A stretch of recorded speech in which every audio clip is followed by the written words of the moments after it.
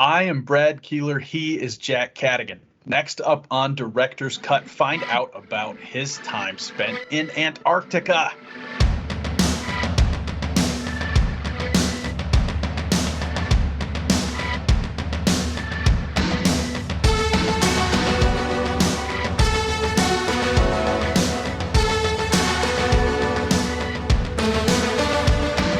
Hello again, everybody, and welcome to another episode of Director's Cut. My name is Brad Keelor. I'm the director of the Geo-Institute, and that is why we call this show Director's Cut. Every single week, I sit in this very chair, or most weeks I sit in this chair, except when it's cold and I have to be inside. And I talk to a different Geo-Institute member. That person or those people tell us stories about themselves. Some of them are personal, some are professional, but all of them are fun. If you would like to learn something about the Geo-Institute, and maybe you should, head on over to geoinstitute.org. When you go there, you will find out that we are a technical society with about 12,000 members, mostly geotechnical engineers and or geologists, and that we are part of the American Society of Civil Engineers. One quick thing before we get going, you should do two things, and you should do them in this order. You should click subscribe, you should click get notifications. We will let you know every time we post something to the YouTube channel if you do that. Now, the business of the day.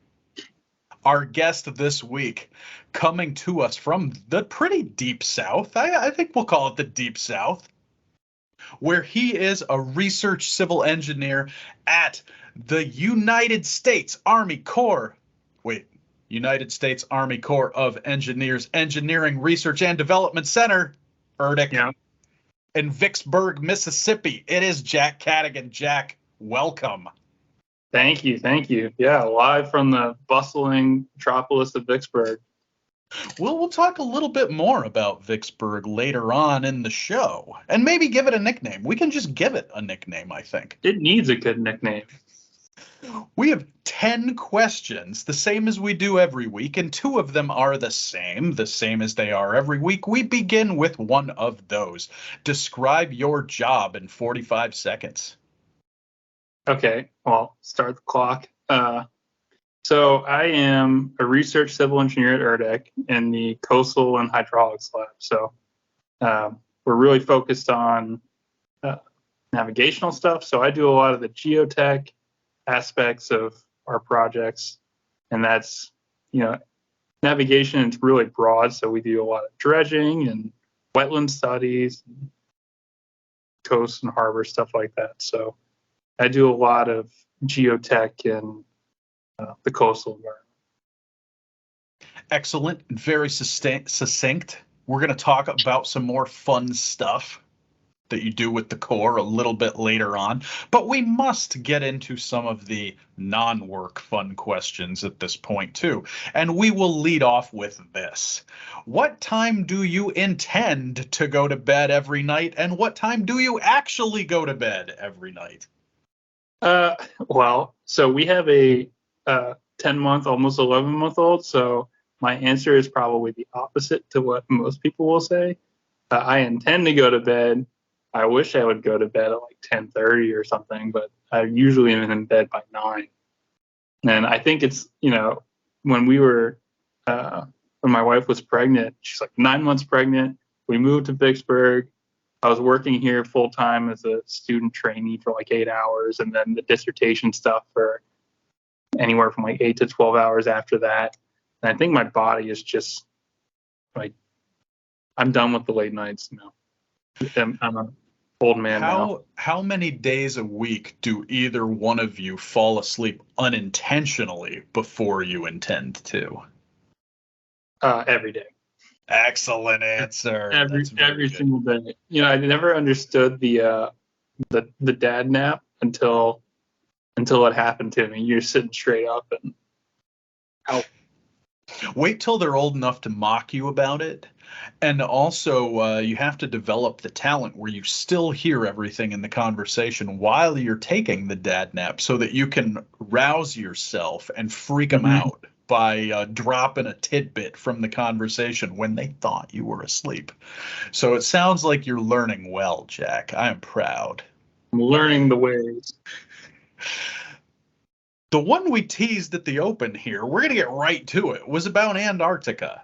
Most people in the world, I think it is safe to say, have not been to Antarctica. It's a very cool place. You got to spend some time there. I believe it was in grad school. Tell us about it. I think I'm going to have like 86 follow-up questions here, so let's just go with it. Describe your trip to Antarctica, what you did there, how long you were there, etc. So it was actually an undergrad.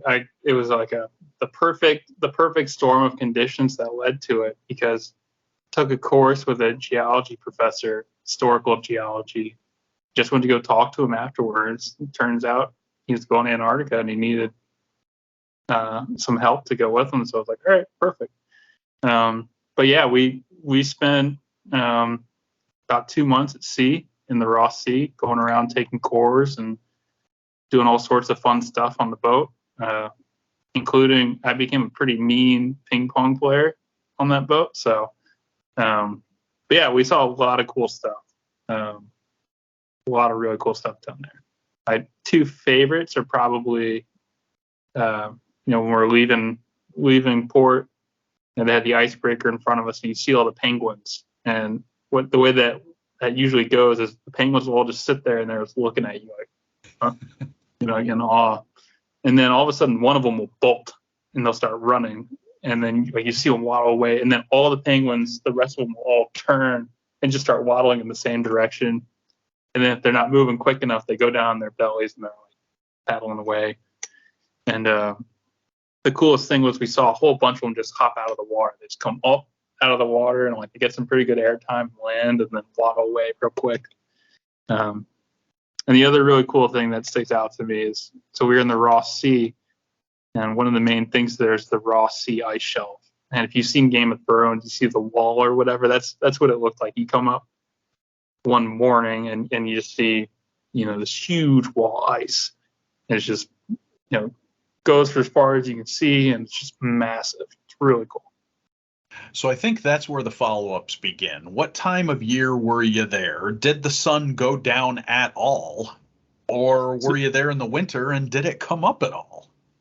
So we went down, I'm going to get all the seasons mixed up now, but we went down in January.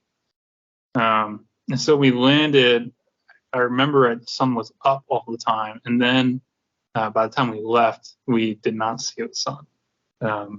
So it's kind of a weird feeling, like, you start to see the sun sitting lower and lower and lower in the horizon. And then one day you wake up and it's just dark, So that's really cool. But that lets you see, seeing the stars and stuff like that.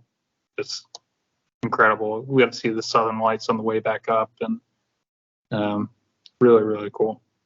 And you take, I believe, commercial flights until you get to New Zealand, and then you get the United States government's finest mode of transport. Tell everybody about that. How do you get from New Zealand to Antarctica? We are on an LC-130, so this huge prop plane, and it's got skis on the bottom. It's because the runway in Antarctica is made of ice, right?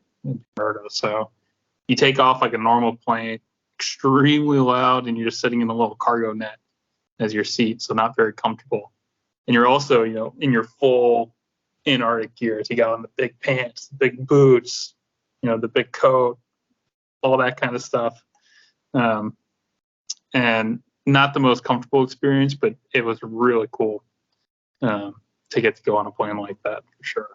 My only side note here is the Office of Polar Programs at NSF gave us one of those outfits for something we were doing on Capitol Hill one time, and the interns refused to wear it at this function that we were having. So I wore the parka and the boots and everything on a 97-degree day in Washington, D.C. But I got a lot of attention. It was very good. It delivered in the way that it needed to. So those coats are comfortable. We used to joke those are like the perfect napping coats because the hood was so puffy. It was very hot, and I was wearing it over a suit, which was probably an error in judgment on my part. If I get the opportunity again, I will not do that. Yeah, so we could talk about Antarctica all day long, but we have so many other things we're going to find out about you, Jack, including this one. What is the worst injury you've ever sustained, and what did you learn from it? So it's really dumb. I mean, the way it happened was dumb, which I guess, like we were talking about earlier, it's all the worst stuff always happens in the most like dumb, ridiculous ways. But it was soccer practice in high school, and it wasn't even like serious soccer practice either. And I jumped up. I was playing defense, and I jumped up to block a shot that one of my buddies took, and the ball hit my knee and landed on it weird. And I don't really understand how it happened, but next thing you know, I was like on the ground, just intense pain. My buddy who kicked the shot doesn't even remember this happening. So like that should give you some context into how big of a not big of a deal it was to everyone but me. And yeah, that just started, I never really recovered that well from it. And we didn't figure out what was really going on. So originally after high school, I went to the Air Force Academy and re-aggravated it in basic. And when I came back, they didn't know what the deal was. And they didn't figure it out until they did surgery on it and scraped out a bunch of tissue and all sorts of junk. So, yeah, kind of a dumb moment in history that has, completely changed my life course. But, everything works out for the better, I guess. So. Do you still have pain from it now? That's a tricky question, on and off. So, it's not constant, but sometimes it'll come back and it'll really hurt. My sister and I always love to joke that we can tell when the weather's coming. I don't know if that's true or not. That's where I was going with this. I do think there's something to that. The humidity changes, the air pressure changes. Fluid pressure, right? Yeah. Yeah, I don't know. I mean, sometimes it'll hurt, and I'll be like, "Is this just causality or whatever it is?" What's the saying? Causation isn't correlation. What is it? But you're ready for that day when you can sit out on the porch and tell everybody that you're predicting the weather. You're there already. I am working. My old man skills are gonna be top notch. I got the creaky knee. Already got the gray hairs from grad school. Got the dad nap down. So I thought erroneously that you were the first person we'd had on Director's Cut with LSU, Louisiana State University for the uninitiated connections, but I was incorrect. As we were talking before the interview, I remembered that we had a non-Pupala on here, and he of course went to grad school at LSU, and he told some great stories in his episode of Director's Cut about Shaq because he was there during the same years. What we did not have a non do, and what you are going to do now as someone who spent many years in the red stick, you have to tell us, what do people need to know about LSU? That's a good question, and I did spend a lot of time there. I probably don't have as fun of stories as Anon has, just knowing Anon and who he is. But yeah, I think the most obvious thing about LSU is it's a football school. I mean, I went there one Saturday. So Saturday, people go out to tailgate and start drinking for a night game at like 7 or 8 o'clock in the morning. Like, no joke. By the end of the day, there's a reason it's such a wild atmosphere, right? At night, and it's campus just turns into like a war zone almost. So I was going in to run some experiments on like waste management stuff or something in grad school. And I made sure to dress like as much of a bum as possible because people get dressed up for the games, like in a ratty white t-shirt, some old white gym shorts. And the cop was like trying to get through the police line to get to the engineering building. And like, do I look like I'm going to the game? I'm going in to play with some dirt and some landfill waste. He's like, okay, well, hope you don't get towed, because everything. Yeah, it's a football school, but it is what you make there, right? Like, it's got that reputation of being a big party school. During my freshman year, we had to do a lot of like someone had died. I don't know if it was a pledge for a fraternity or just someone who drank too much or what, and it had been rated like the top party school the year before or something, and they really wanted to cut down on that, I guess. So we had to do a bunch of online training courses, stuff like that. But that's one side of it. But the other side of it, it's a great community, and I think people who go there, it's a good alumni network. It's people who go there. It's a good shared experience. There's a lot of fun stuff that goes on there. So everybody always says it's a football school, but I followed college baseball a little bit when I was a kid, and I knew LSU was a big deal. The first time I went to Louisiana, it was for work. I was a lot younger, but I see people in a bar watching an LSU baseball game, and I was like, first of all the LSU baseball games are televised? Yeah. And the second thing I started learning a little more about it. Baton Rouge is a great baseball town.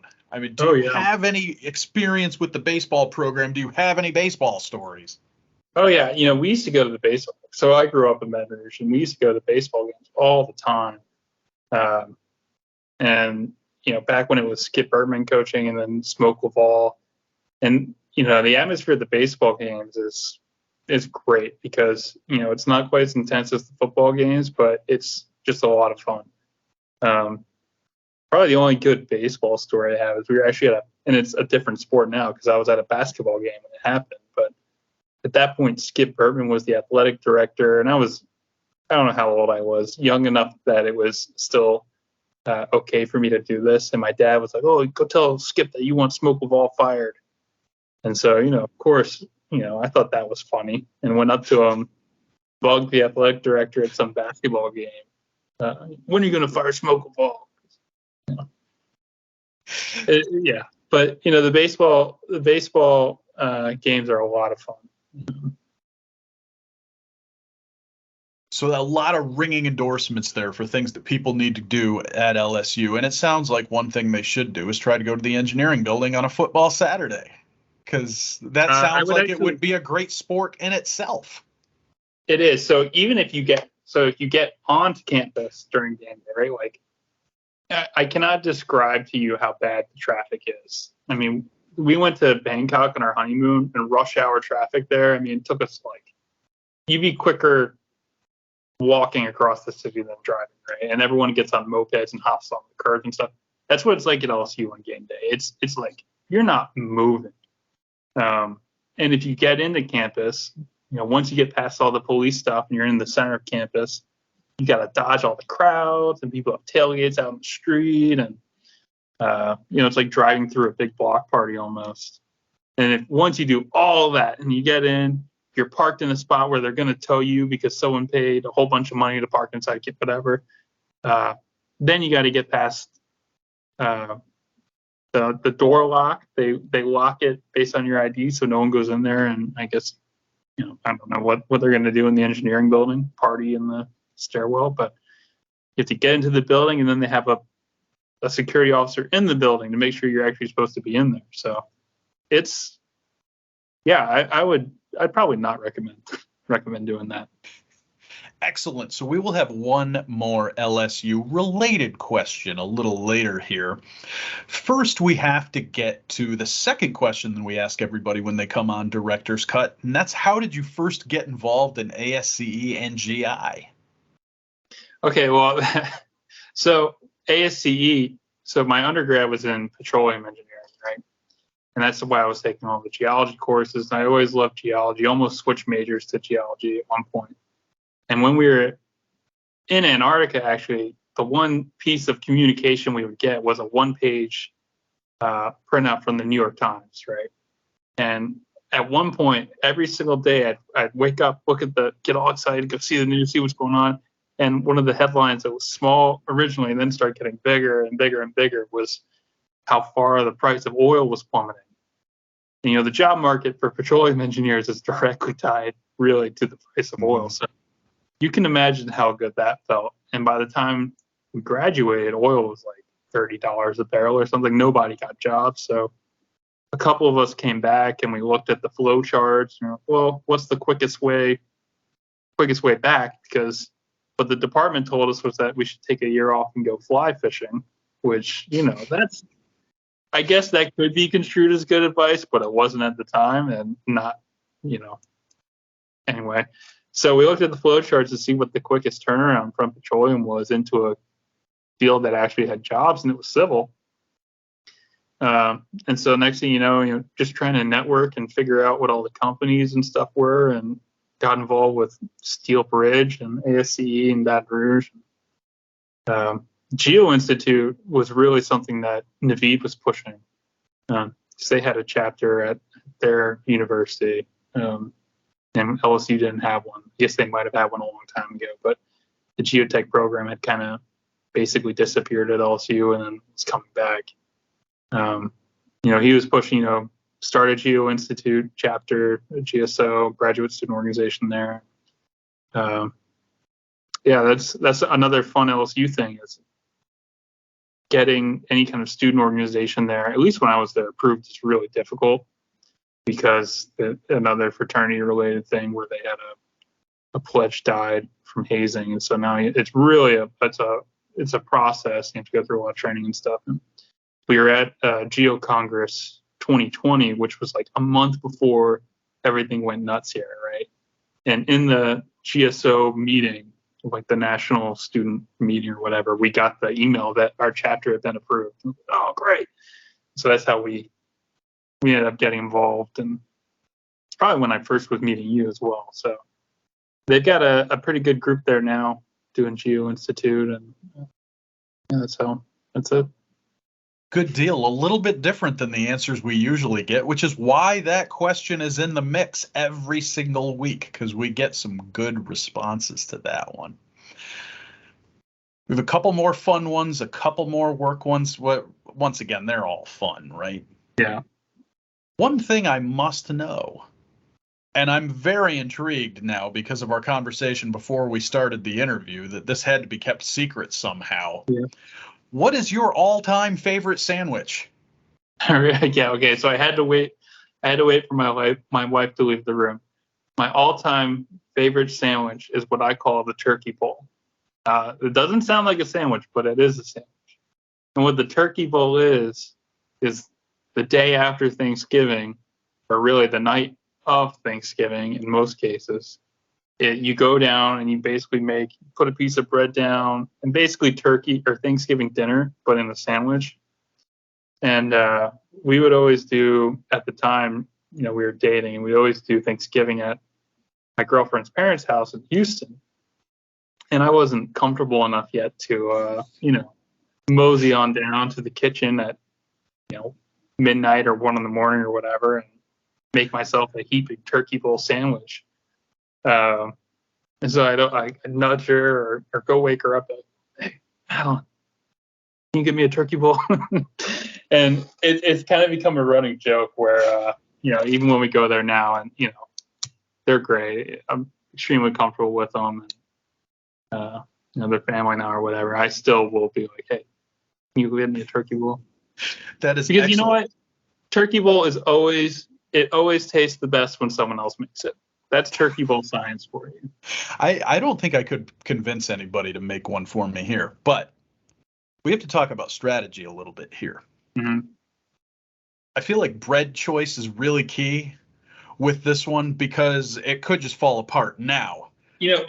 Okay. You could leave it open face, which is what I like to do. Here's the deal. The turkey bowl sandwich is part sandwich, part Thanksgiving slop, right? Like, it's just a mixed match of stuff. It's technically a sandwich, like we can get into the finer details of sandwich science. But the bread choice, look, if we're being honest, I think you're wrong there. The bread choice, not the most important factor, for sure. Because everything is sturdy. But now the fact remains you are having 2 other carbs probably at the same time. So I think the optimal turkey bowl, you go bread, and then like a bunch of gravy, mashed potatoes, stuffing, turkey, more gravy, bread. You do not do cranberry sauce as part of yours? Then I like to have the cranberry sauce right in with mine. I'm not a cranberry sauce kind of guy. You know, I think you got to stick to. Look, can I claim the invention of the turkey bowl here? Like, I'm sure everyone does their leftovers, but has anyone claimed it as a sandwich? I'm not sure that that's happened. So official director's cut, the episode that airs on May 25th, 2022. Jack Cadigan, inventor, developer of the turkey bowl sandwich. Mad sandwich scientist. Put it in the Geo-Institute cookbook. I think this is important too, because as this episode airs, we are exactly halfway to Thanksgiving, if everybody would like to bust out their handy calendar. So maybe make yourself a celebratory half Thanksgiving turkey bowl sandwich. And look, I'm just put some Tony Chachere's on there too. I don't know if you guys have that there, but it's a critical, it's a key part of a good turkey bowl sandwich and a Thanksgiving turkey bowl. And I'm telling you though, it's decent when you make it yourself. If you can convince someone else to make it for you, so much better. And you know, like right now, Madeline will, I'll like, oh, I'm hungry, something like that. Can you make me a turkey ball? She's like, go down and make your own turkey ball. And you just got to be persistent. And fine. I'm glad that works for you, because I'm pretty sure that would not happen in my house. I'd be making the trek and making my own sandwich there. I think she just wants me to let her go to sleep. I'm just being annoying. So we said we had one more LSU related question, and it's tangential a little bit. We have a rule on Director's Cut that there are no one-word answers, so this one will have to be a little bit longer. What are your feelings on Nick Saban? And for those who don't watch college football or haven't been in the world for the last 20 years, Nick Saban is the former coach of a lot of places. He's the former coach at Michigan State. He's the former coach of the Dolphins, and he's also the former coach of the Louisiana State University Fighting Tigers. Do you harbor any animosity to Nick Saban? Look, a lot of people in Louisiana are really intense LSU fans. And I can remember when Nick Saban left LSU, and the billboards were up about Nick Saban and all sorts of stuff. And I mean, the hatred still is intense there, right? But you can't hate the greatest of all time, can you? Right? Like, they hate him because you ain't him. Like, he's Alabama. I mean, when you look at what he's done there at Alabama, like, their football program success has turned into, like, they're pumping money back into the school. And, it'd be great if he was at LSU. Maybe they could use some of that money and rebuild the library. But, I'm sure a lot of people that I know watching this from LSU will disagree, but I don't hate them. So you impressed me with your dignified answer there. I didn't expect that, but I love it. We've got 2 left to go. We have to ask you one more question about your work at the Corps. If anybody follows any of the Corps' district offices or headquarters on Twitter or any other social media, a term you will have seen used recently is beneficial use. Can you talk a little bit about the beneficial use program and how your work at the Corps plays into it? Yeah, so a big push right now is, the Army Corps dredges a lot of sediment from rivers and channels and stuff to maintain the ability for boats to travel through those channels, because they fill up with sediment over time. And at the same time, we have retreating coastlines and submerging wetlands and stuff like that all around the country. And so, it seems like an obvious fit, right? You need to re-nourish those wetlands or create new ones, and we have all the sediment we're digging out from these rivers and channels. So the idea is, instead of putting this stuff in a disposal facility, let's put it to good use, beneficial use, and rebuild these wetlands. And what's great about it is it's such a multidisciplinary problem that, there's hydrology involved, there's geotech involved, ecology, you get to work with, the experts in that field in all these different cool environments, and it's great. It's actually probably what I like the most about my job, is being able to work with, the experts in the field and you can go talk to an ecologist and they'll, make your brain numb from all the plant stats and stuff. And, next thing you know, you're talking to someone about how sediment moves through wetlands with all these advanced models and stuff. It's great. And it's really cool to see all that, come together.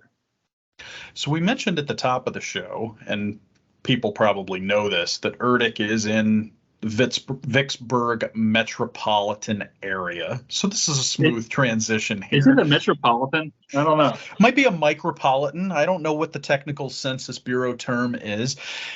Picture this.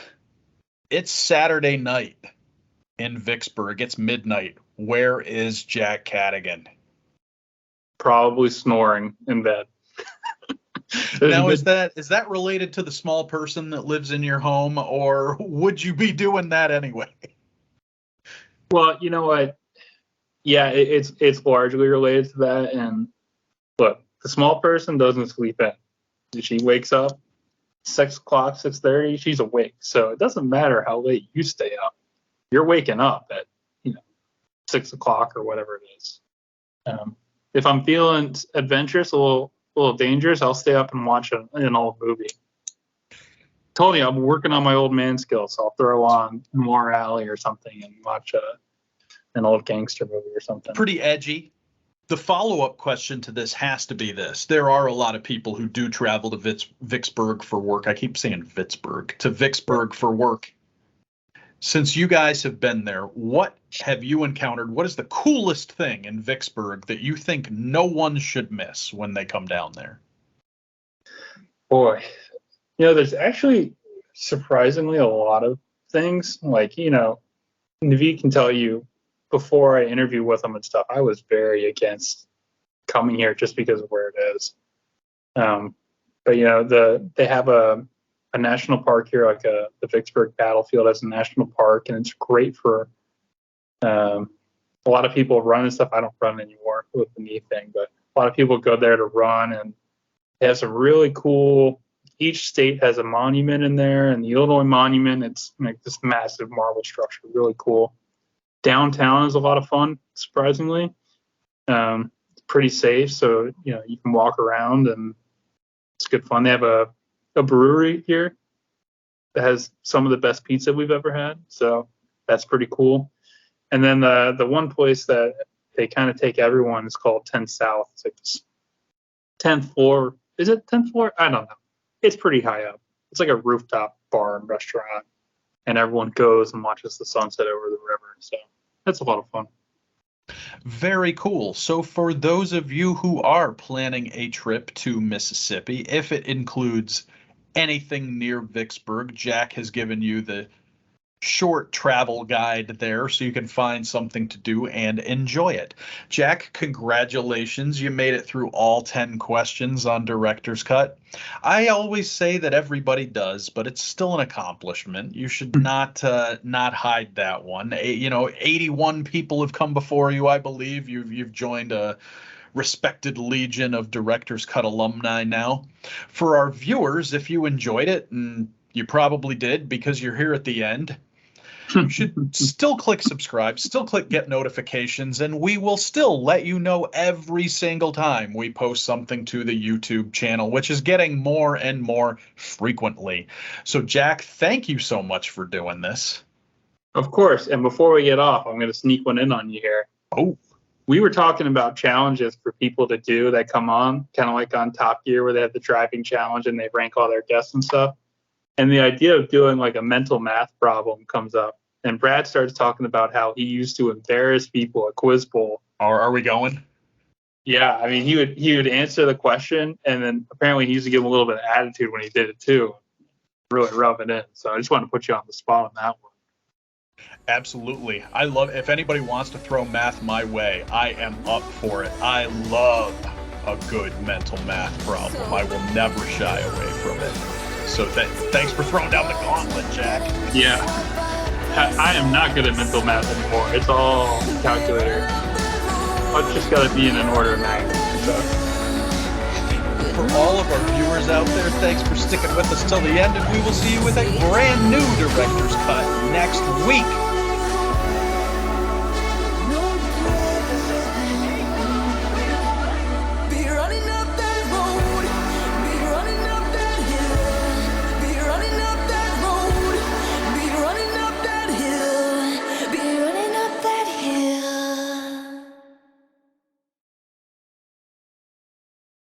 Think it happened. I have a great Tim Stark story if you want to hear that. I'm always up for a great Tim story. So Tim was my advisor's advisor, right?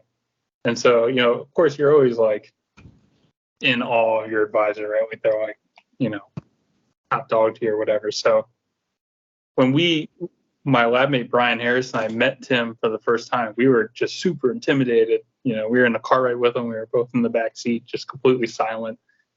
And we got to this hotel, and he had he opened up a bottle of Perrier. He's like, "Gentlemen, you never interrupt a gentleman's Perrier time." And we just started cracking up at that. He's great. He's a great guy. But the mood went from us being, just intimidated, scared to death, big name in geotechnical engineering, and now we always joke, like, "Oh, you never interrupt a man's Perrier time." That is amazing.